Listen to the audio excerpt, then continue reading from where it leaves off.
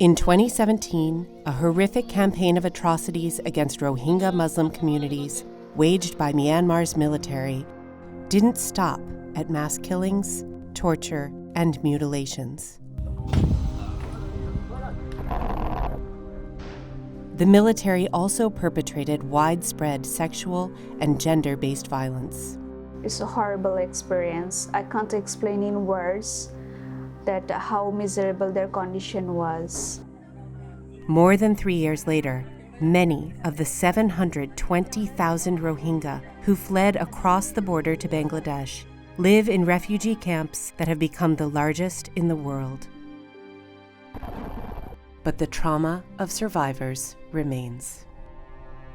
The military of Myanmar committed mass sexual violence, which includes rape, gang rape, forced nudity, forced witnessing of sexual assaults, sexual mutilation, and humiliation. Physicians for Human Rights spoke to various health providers in the camps in order to understand the challenges faced by Rohingya survivors of sexual violence. The sexual violence that women experience and their witnessing of sexual violence of the other family members and others were a tactic for the military of Myanmar to intimidate and humiliate and terrorize the Rohingya. Case তারা এমন share করছে যে তাকে ফোর্সলি sex করতেছে, rape করতেছে এবং rape করার পর মেরে ফেলছে, আবার যে রেপ করতেছে আগের দিন পরের দিন সে এসে অন্যান্য জনগোষ্ঠীর সাথে সেও তাকে মারতেছে। These healthcare professionals documented barriers to care and vast mental health needs that survivors often won't talk about. My big concern about them to give them the mental support as well the social recognition.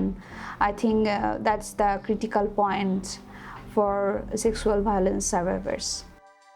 The time for justice and action is now. We have a few recommendations for the government of Myanmar, the host country government, and the international community. They are to investigate all the allegations, to ensure justice for the affected Rohingya people, to provide protection-related services to the Rohingya, and to address and minimize any barrier in providing services to the affected Rohingya population, and finally, to provide support in the justice and accountability efforts.